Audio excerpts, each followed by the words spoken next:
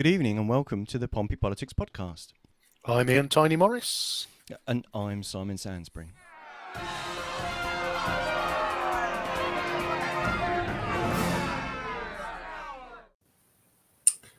Good evening, and if you're joining us live, hopefully you've had a marvellous Mothering Sunday. Confident that both Simon and I have gone well. If you're obviously listening as a podcast or catching up, then hopefully your Mothering Sunday went well. I'm pretty certain ours did, eh, Simon? Well, it went fantastically, although, to be fair, the subject of the Mothering Sunday for myself and my sister was unfortunately the one doing the cooking, which kind of felt a bit odd, but it was a delicious meal. Yes. And thank you very much for the invite. That was great. Yes, no, absolutely splendid. And we are glancing back to Chancellor Jeremy Rude Boy Hunt and his budget on Wednesday, which was eagerly anticipated by few and enormously well received by few. I guess we're going to go and dive into the detail and some of the key themes coming out of it, and think about, it would suggest that Jeremy's got one eye on later in the year, perhaps, Simon. Yeah, I mean, it's a thing that I think we'll bounce backwards and forwards later on, but it doesn't it wasn't a slam dunk of a budget in the sense of quite often with budgets it's there's lots of exciting things that you can get really energized about, and then over the coming days as people pore over the details, they tend to pick them apart and find out, hang on a minute, this thing that's looked like a great thing actually turned out not to be a great thing. But I don't think we kind of even got that on this occasion.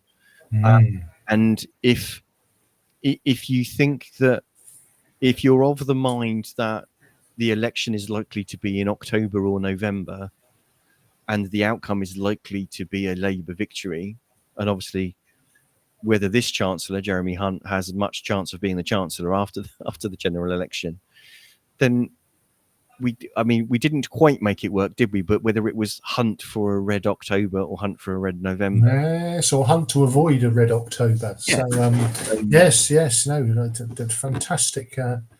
A bit of wordplay there. Yes, that was stretched. But we will attempt, in our usual style, to bring some energy, vigour, and frisson to the budget in itself. So I think you've got slides, and we're going to try and build to a crescendo of the most exciting announcements. But let's give you a gentle amuse-bouche with a little list here. Yeah. So we'll go through some of the items. We'll start with the lighter things and kind of work forwards. But by all means, those in the comments, please let us know what your thoughts are on the measures that we'll cover, and also any that we've not covered, because we can't cover the whole thing, because it was a speech of much length, greater than the length of the show. So the debt relief order, the £90 charge for basically waiving your debts, the £90 charge is going to be waived.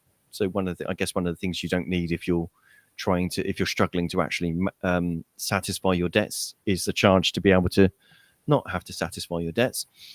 The repayment period for budgeting loans, or for those on universal credit. So if you're on universal credit, you can get a loan effectively to be able to buy certain things. It's a different amount of money depending on whether you're a single person, a couple, or a parent.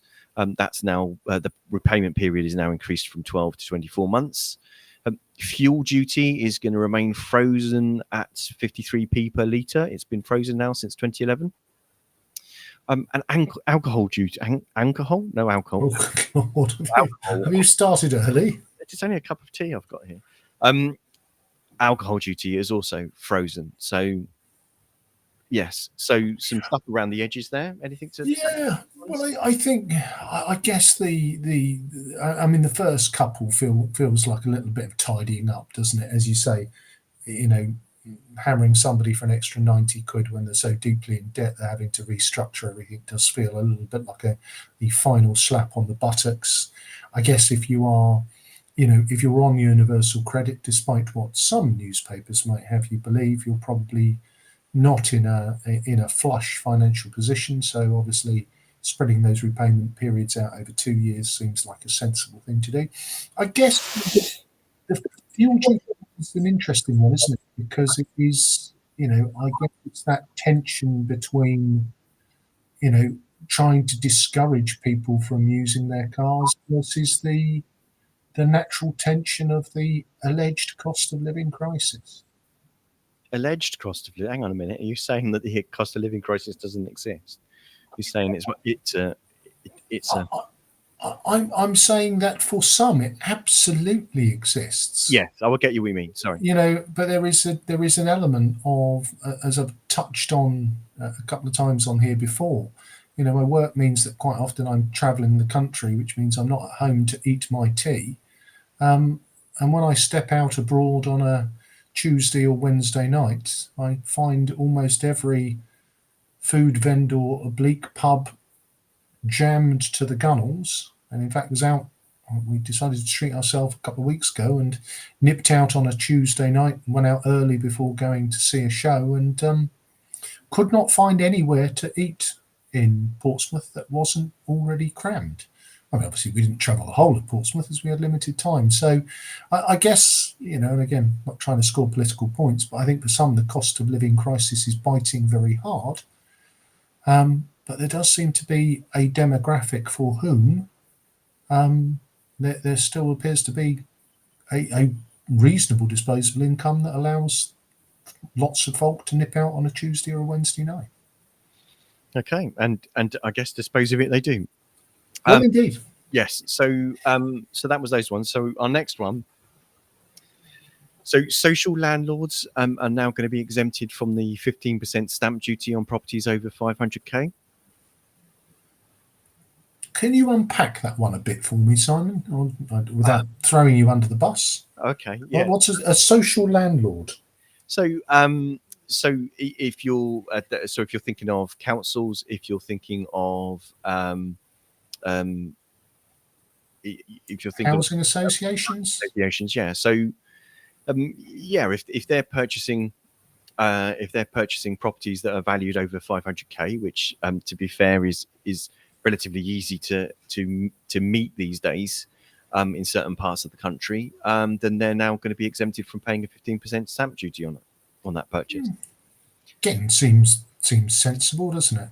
Well, yeah. If that means that there's that, I mean, Portsmouth is one of the councils where they're buying back houses, take them back into essentially social or community ownership. So if that makes that a more effective way to actually increase the council's housing stock, if actually getting to build them is enough of a longer term struggle, I guess you do things in more than one way, don't you, rather than just relying on one avenue. So every little helps, as they say. I think we can both guess that there'll be a particular person that we know of from our social media circles that will be excited that Freeport tax relief is extended from 5 to 10 years. Oh, yes. I'm surprised we haven't seen a post so far from young Tony. But I mean, we've never done a Freeport show, but I do struggle with it, having in a previous work life done an awful lot of work with a distribution hub out of Dubai, which obviously is the freest of free ports, and it's still something where, whilst I sort of understand it conceptually, I'm still not sure how the free port arrangement works in the UK, and whether it truly has, whether these are free ports in name only. So I kind of, I think it feels like, what a free port is or could be or should be, we're sort of having a bit of a dabble around the edges, and maybe it's a subject we need to dive into at some point, but I'm still not sure I quite get it. Well, I guess we'll have to navigate our way to something about and find a way to dock and birth that subject. energy profits levy extended for 1 year. So this was the so energy industries are making higher than predicted profits, and even I believe the chancellor described them as unearned profits from the massive increase in gas and oil revenues due to the wholesale prices because of the invasion of Ukraine, and therefore that extra levy to recoup some of that extra unearned profit is continuing for another year. So probably a sensible thing that won't shock anyone, and it's not going to, the likes of BP and Shell aren't going to stop drilling for oil just because of that, are they? Well, does it shock you? And I guess, and I think this is where there's a dimension below the headlines in this budget, which is, are both of the main parties trying to sit a bit more centrally? Is it getting harder to distinguish between the two? Because I get the clamour, I absolutely understand, the windfall tax and that kind of element to it. But as I sorted through some of these things, they didn't feel like conservative policies to me. They felt a little bit more, look, we're all being balanced and fair. And this was the one where I don't think there's anything wrong in it. I'm not sorting it into good or bad, but additional tax on big business, it isn't necessarily hasn't been at the forefront of Conservatives' manifestos before. So, do you think there's something in here looking for the Conservatives, looking to appease, to try and appeal to that centre ground? I don't know. I don't know that having the tax is a political decision, in as much as they probably understand that they're not gonna really probably lose votes in taxing it, and it certainly seems to be a sort of tax that the public are behind. So in that case, it's almost something they expected to be continuing to tax in that way, and in which case anything that is politically a free win to get more coppers into the exchequer, then if you were the chancellor, would you not take it? Yeah, and I think I probably would, but I guess this is where I think, and again we'll come to some more in a minute. It's that difference between whether you stick or twist, isn't it? Whereas if my thought is that had that tax been just allowed gently to come to its natural end, well, somebody in manifesto writing land might have said, "Oh, look, they've stopped taxing the big oil companies." But I guess, if you look at the Conservative or the old Conservative mantra of low tax, low spend, there is this one perhaps signals to me their continuation to occupy a more centrist space. So let's have a look at what else is on the list. Yeah, I think there are other things that kind of speak to that. But yeah, whether it's a desire to be low tax, low spend, or a reality of being high tax, low spend. That's I guess where we come to the wrap up, isn't it? What else have we got on there? Yes. So so let's move it on a little bit. So the Housing Support Fund. This was actually something that Portsmouth Council leader Steve Pitt mentioned in his budget speech in the chamber in February.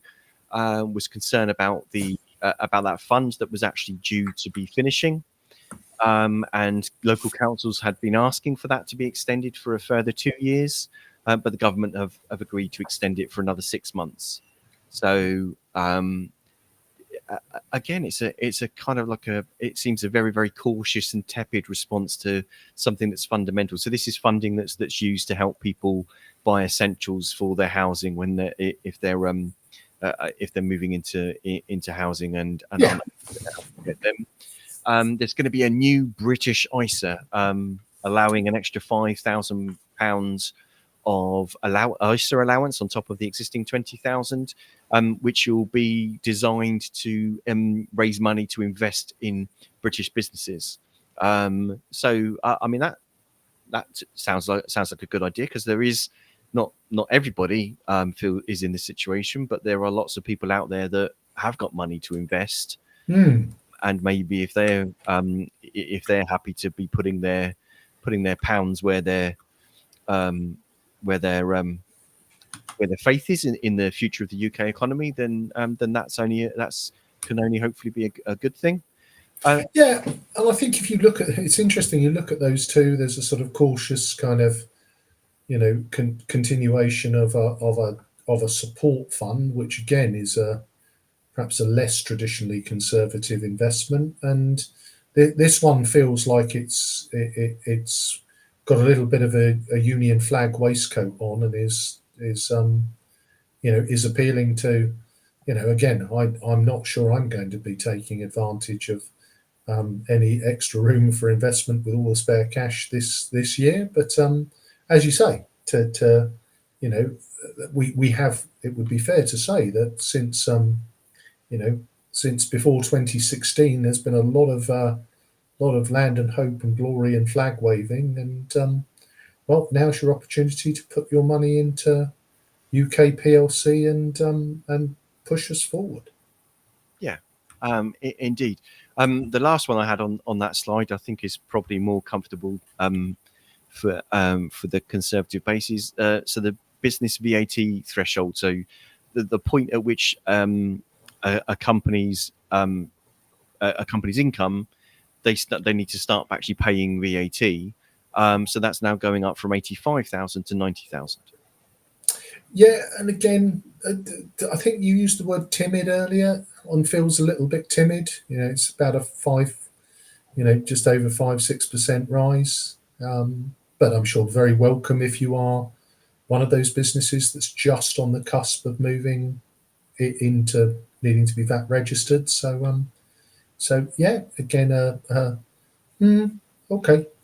It's not. I mean, it's not a huge leap, is it? But if you are a small business just on that threshold, then that little bit of help, could be making a difference in your profitability, and whether you're deciding to invest in another in taking on more people so that you can serve more customers, or investing in better plant or software or whatever to improve your productivity. So again, that seems quite a natural ground, but it is a relatively low amount of money of a difference, isn't it? It's not going to, oh, that's fantastic. It's just how many businesses are on that cusp at the moment that's just that's now no longer a worry for them. I don't know, but it sounds yeah.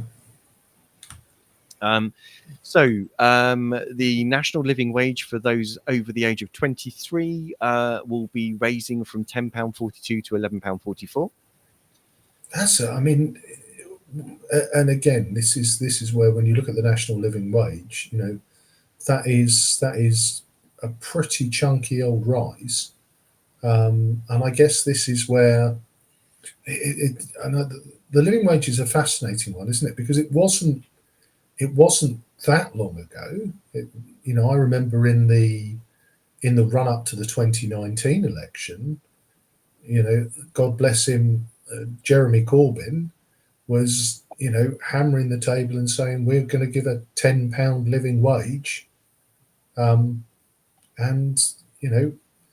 less than one full term of Parliament later, it's now at £11.44. So yeah, but we have a year where inflation was in double digits. Yeah. But there's an element of, but that's the interesting piece, isn't it? We looked at that previous one, and if you're earning £11.44 an hour, then I'll make the maths easy. If you, even at £11 an hour, on a 35-hour week contract, you're looking there at the best part. That means the living wage is now about £20,000 a year. So when we're looking at that VAT threshold, if you employ 1 or 1.5 staff, or 2 staff, you're halfway through to the VAT threshold already in your turnover.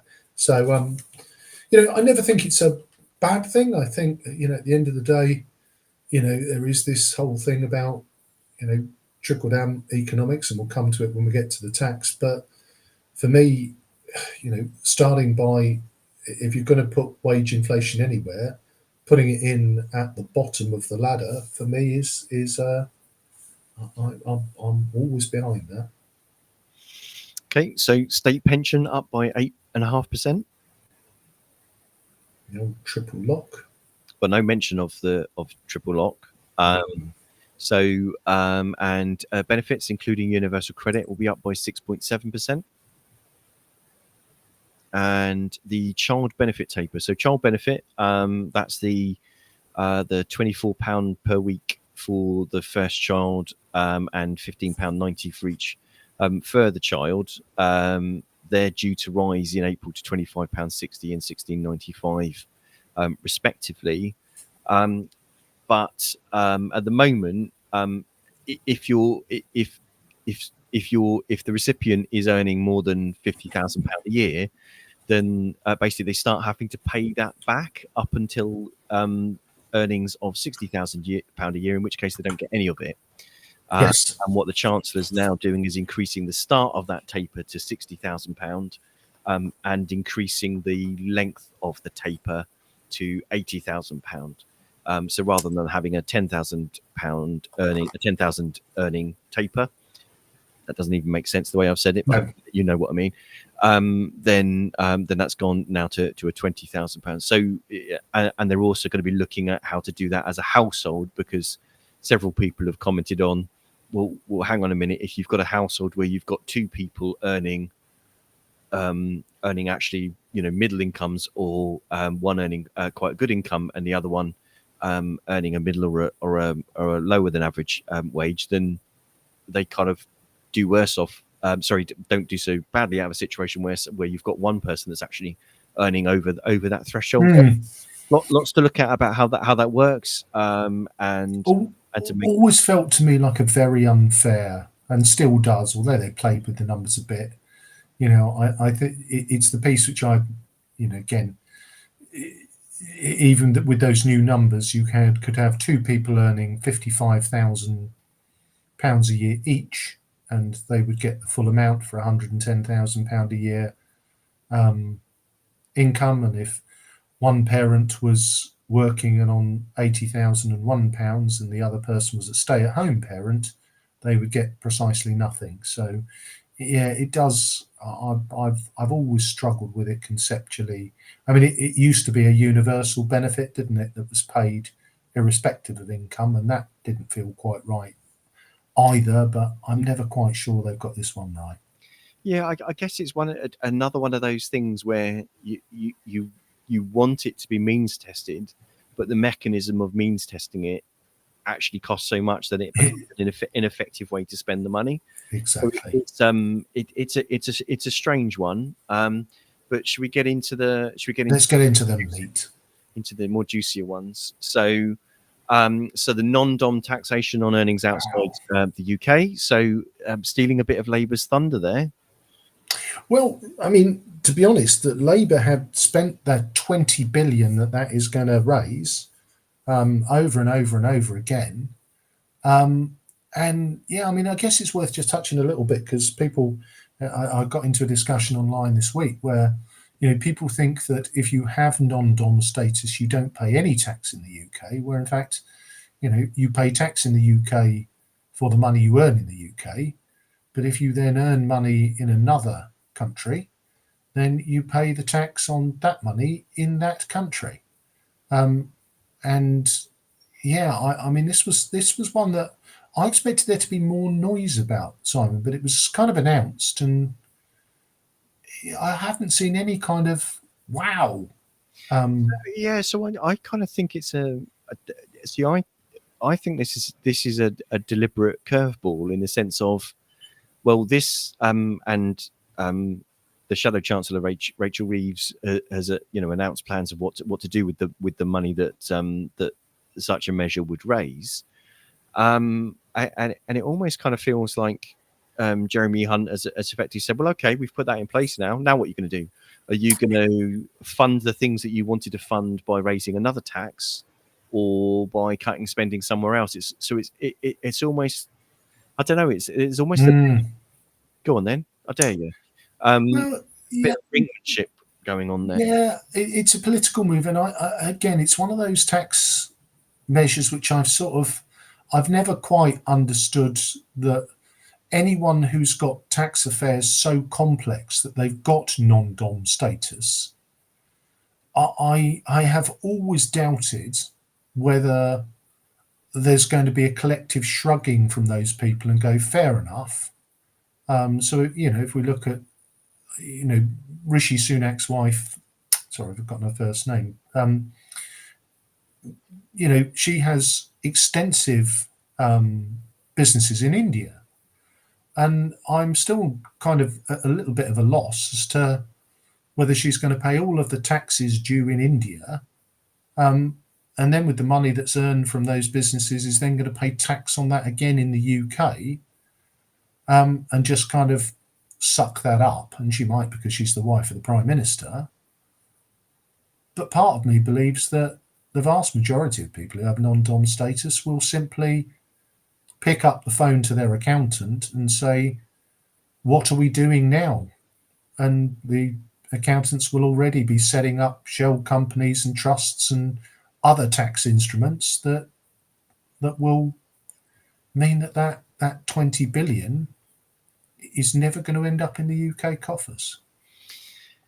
Well, I guess, yeah. That speaks to taxation causing a change in behaviour that then means that it never delivers kind of the tax raising power that it was slated to do so.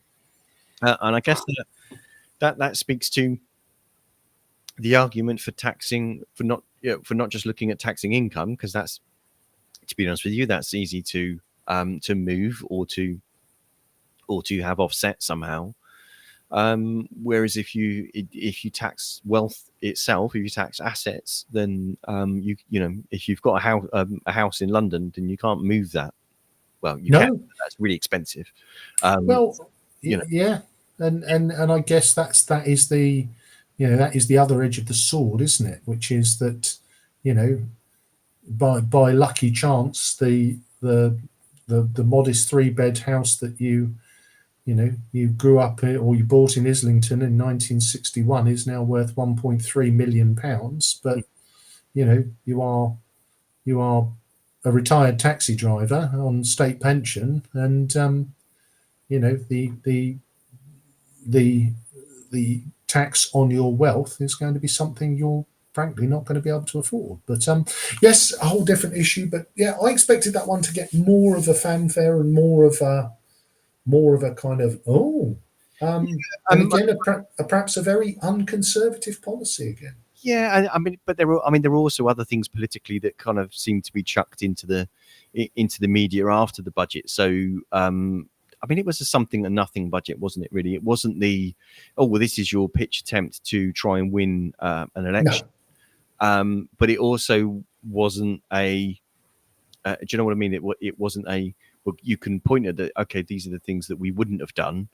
But as for any opposition party saying, well, this is what we would have done instead, I don't think they've quite made those cases yet. But I guess maybe they're waiting until manifestos are written when the GE is called. But that's an entirely different kettle of onions. Yes. So capital gains tax down from 28% to 24%. So gains taxing on selling of properties selling property that's not your home. Yes, and shares and that in terms of, and they dropped the thresholds, didn't they, a couple of years ago? So that moved from so effectively less of it is tax free now. But yeah, it's I'm not sure that the housing market needs any extra stimulation, but we'll see how that one unfolds. Yeah. Okay. So here are probably the headlines into the headline ones. So Class 4 national insurance. So that's for the self-employed. That had already been cut that had already been cut from 9% to 8%. but that is now going to be cut to 6%. Yes. You're not excited by that one, Ian? No? Well, I never quite understand. Well, I guess it depends how you look at national insurance, doesn't it? You know, national insurance has always been sort of portrayed as, you know, it is the money for the NHS, it's the money for your pension, it's the money for, you know, it's about you rather than it's the money that the government takes from you to go and build a road or, you know, employ a policeman or do all those kind of things. So your national insurance has always been portrayed as almost as like a personal tax. So I've never quite understood why, if you're self-employed, you pay less national insurance. That's one that sort of made me scratch my head, because your pension, you don't get a lower pension, you don't get any less of an NHS if you're self-employed. So that bit I've never understood. And I guess if we, you know, the big reveal, the big kind of headline grabber was that if you're on PAYE, your national insurance is dropping down from 10 to 8%. So basically, everybody gets another 2% cut in national insurance. Yeah, but what was interesting was that if you work out, because the personal tax allowance has been frozen for quite some time, and some people that have done some calculations of what those would have meant, the differences those would have made to take home for people in different on different earnings levels, kind of mean that people kind of, I think people under about 25,000 so with how the Chancellor's announced it, they're actually slightly worse off depending on where they are within kind of that band. Yeah. So sorry, between above the tax allowance up until say 12.5 up until about 25. Those between 25 and 60, they're slightly better off, and those above that are actually slightly worse off compared to how they would have been had actually the thresholds been increased. So I don't know. It just seems that age-old thing of give with one hand, take with the other, and I don't quite know why. If the amounts work out to be roughly I guess there's a difference between how much it's costing people and how much they're paying or what they're seeing in their take home, versus then actually how much those two different things raise for the exchequer. Because surely, if your idea is to get more into the pockets of the people that need it most, you'd just raise the threshold, because that's the most progressive way to do that and take many more people out of paying that form of taxation. So it kind of begs the question why the Chancellor didn't do that. I guess it costs too much, and this is cheaper. Well, yeah, I think that's what it comes down to, isn't it? And I guess it's a little bit targeted at a demographic, which is that, as you say, you know, the easiest way to make everybody better off who earns under £100,000 is to raise the personal tax threshold.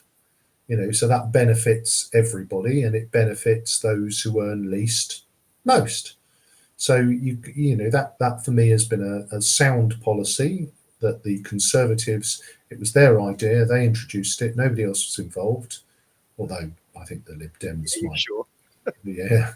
No, I mean, and I guess that's where, you know, you look at it in that, you know, I don't like to use the C word, I know it's triggering for you, Simon, but, you know, in that coalition, that was something that was brought in. I think it was, you know, and it's been very well. I think it's just the right thing to do. I think the trouble is, and this is where I sort of, you know, I look at this budget, and as you say, there's a little bit of, you know, which cup is the pea under as he swipes them around. So the fact is that, you know, no, the threshold hasn't gone up. So, you know, you get into this sort of pseudonomics of, yes, but if the threshold has gone up, well, it was never planned to. So you are going to get a bit of money back, and that's very welcome, particularly if your income is very tight. But I think if I look at this budget as an overall, Simon, I think what it says to me is there simply isn't the money to excite people with tax cuts and investments and spending. And and again, if I look at it, Labour had committed their £28 billion a year to green investment. And then little Rishi came on our screens and said they're going to have to borrow it or tax you more. And then the next day, Labour said, we thought about it, we're not going to do that now. And almost in a tit for tat, Labour have been saying non-doms, non-doms, non-doms, and Jeremy's gone we sorted that, mate. So there's a little bit of cancelling each other out. And I think I'm wondering whether this whole election is just going to be the picture at the moment is the Tories have run out of ideas. Well, the Tories have run out of money. And the country's run out of money. £500 million for COVID and Ukraine, or £500 billion rather, and that money's not coming back. So, a lovely phrase that they used to use, chancellors have only got a certain number of levers to pull. I'm not sure that anyone's got any levers to pull. And so what we've got is a budget that's a little bit of a mishmash. And the headline grabber is, national insurance. And don't get me wrong, I'm happy with the extra money. But I do wonder, if I'm honest with you, Simon, whether, is that going to make a material difference to the economy? Is that going to make, if you're being cynical, will it make a material difference politically? Do you think people who were thinking, well, I think the Tories have run their race, so I think they've done enough now, are going to go, do you know what? I've got an extra 25 quid a month in my take-home pay with this national insurance cut. Maybe these guys aren't so bad. I can't see it myself. I don't know that that's going to be. I don't know that it's enough of a thing to kind of tie in. I don't know whether perhaps the theory is, and this is kind of where you get the question of, does this alter any thinking about what we suppose might be happening about the timing of the general election? The PM has said that he's always operating under the principle that the general will be in the second half of the year. I mean, the fact that he said it doesn't really kind of make that necessarily a reliable piece of information in the sense of stuff changes, and I'm sure that if the political situation completely changed overnight, then any PM would be making a different decision or questioning that one anyway. I don't know whether this is things are too skittish at the moment for us to do anything really big and scare the markets, and therefore we're not going to do a trust quarting kind of situation. We're going to do some tickling around the edges to try and convince people that things are mildly better off or getting better for them, and then maybe make some sort of big announcements in an autumn statement ahead of a GE being called, where that would be the case. Because wasn't it Sunak that said when he was Chancellor that by the end of this Parliament, that income tax would be being reduced. And that's obviously kind of doesn't seem to be there. And that's another thing. Why the move from doing things with income tax to national insurance? Because pensioners don't pay national insurance. National insurance is paid both by employees and employers. These measures that we were talking about are only measures for employees. Yeah. So if you're a business trying to, if what the government wants is more people coming into the workplace, that doesn't kind of really help that. That helps people have a little bit, but not much more money kind of in their pockets. But the things that they've done on the other end of the scale mean that they're not really any better off than had the tax allowance been increasing, or indeed most of these things are wiped out by the cuts that central government have made to funding of local government, and that means that local governments have all had to increase their council tax by 5% anyway, and essentially that extra 25 or 30 or 40 quid a month is being eaten up in your council tax rise anyway. Well, and I think that's where, as I say, I think it's a little bit of a shell game at the moment, which is, what goes down is, the national insurance bit has gone down, but the council tax has gone up, and I think this is where I think you're right. I think that ultimately there's an element of hanging on, hoping it's going to get better. I think there will be an autumn statement. I think there is this piece of, I do wonder whether this is a cautious optimism budget that says things are getting a bit better and, inflation's coming down and all of those kind of positive factors. But I generally think in terms of, if you look at the, there simply isn't the wiggle room, I think, anywhere, to make any kind of grand gesture.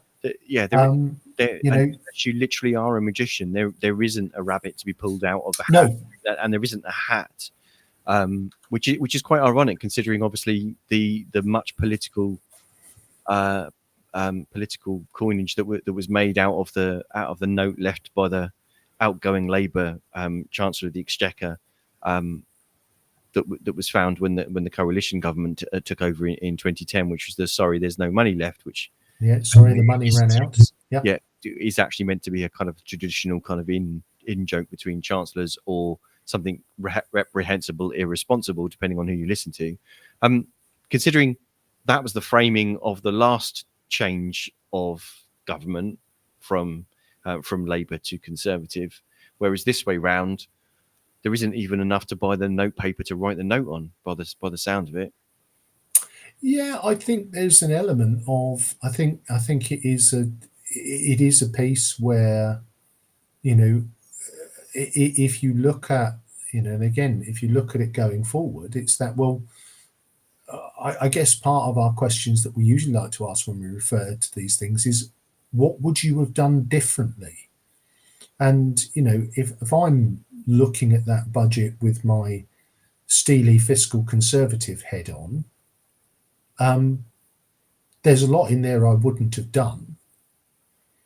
But ultimately, in the year that there's going to be a general election, and with a nation pretty grumpy about the whole state of affairs and cost of living crisis, and mortgage rates at a X decade year high, I think my fiscal message of we all need to tighten our belts and try a bit harder and save a few quid here and there, and we're going to need to have yet more cuts in spending, I don't think would resonate with the electorate, and it's probably why I'm not in politics. No, I don't. Well, this is the thing. I don't think, but that's possibly why Labour's strategy is not to promise the moon on a stick, but because they know that there isn't money for it, and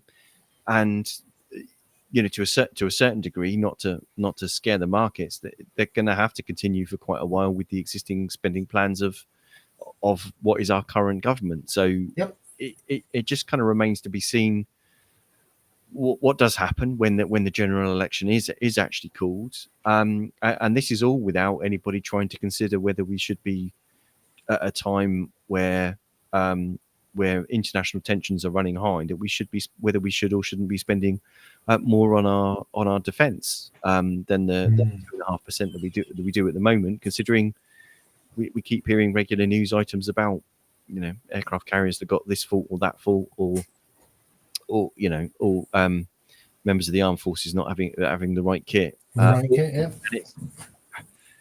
It's none of these are there isn't but we can go here and there's a good answer here, or there's a great thing here. If anything, it sounded like the 28 billion investment in green thing was the only good thing to look at, and borrowing in order to invest was surely something that makes sense. If that's if you're investing in something that's going to increase productivity and something that's going to lower prices for consumers, then I don't know. It sounds almost, again, a timid response to say, okay, we're not going to do that, because it would look financially irresponsible to then borrow more money when the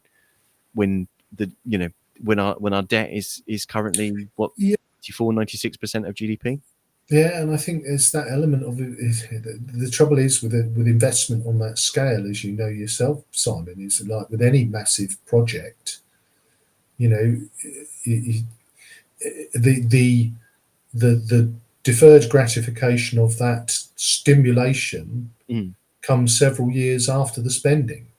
So, you know, you are probably 50, 60, 70 billion into spending before you start to see that stimulation, you know, turning around in a payback into the economy. So it's quite a roll of the dice. And I think there is this element of I you know, I'm not sure that we haven't pawned the dice, and we're you know, I think there is an element of I genuinely think this political campaign is going to be. I think it's going to be a lot of something and nothing. I don't think any. I think the Tories' campaign slogan is going to be, well, it'd be shit post COVID, whoever had been in charge. And I think the other parties are, well, we're not as bad as we're not them, so we'll be better, possibly apart from reform, which is that, well, it's all the immigrants' fault, isn't it? So, yeah. I think that's my summary. In absence of any attention-grabbing and exciting policies from the major parties, that kind of does create a void where other parties could be making some headway by promising things or picking on particular policies, you know, whatever they may or may not be, and however logical, rational, or tasteful they may or may not be. In desperation, people can vote for can vote in strange ways, and they can, if their answer is, well, you're all bloody rubbish, so I'm just going to vote for these guys to stick two fingers up at you, as we saw last week. That can happen too. Can happen in a general. We don't know, and we don't know when the general is going to be, but we do know that Theresa May won't be standing in it. Yes, indeed. Yes. And you have beautifully taunted people this week with the general election. We'll see the end of May, will be the end of May, which is top work on your part. So I guess if we draw a line under the budget and look ahead, we've got an unusual showtime this week. So on Wednesday at 6:27, we're going to be going live, speaking to some of the members of the women's group of councillors on Portsmouth City Council, and having an opportunity to hear their views, hear why such a group is needed, why actually there aren't more women actually on the council. They're woefully underrepresented in the chamber, and what more can be done about that. So it'd be really great to hear what they've got to say, but our scheduling means that we've got that in on Wednesday at 6:27, so do join us live at that time, and we'll also repeat it. I know we're getting into repeats now as well. Yeah, next Sunday, if your Sunday evening wouldn't be the same without something on at 18:27, we will webcast it later, so you, in fact, you can watch it twice if you want to enjoy it that much. You can watch it again, or of course, from later in the evening of the show broadcasting live, it will be available wherever you can get your podcasts. But to make sure you don't miss out on any of our informative and hopefully enjoyable content, then please do remember to follow us on Facebook, or subscribe to us on YouTube, or follow us on Twitter or X, or in all of the places. But you can find out the links to all of our online presences on our website, which is ppodcast, all as one word, .uk. So ppodcast.uk. You'll find all of our links there. So marvelous. So you've been listening to the Pompey Politics Podcast. I've been Ian Tiny Morris. And I've been Simon Sansbury. Please do join us next time, as I say, on Wednesday at 6:27. See you then.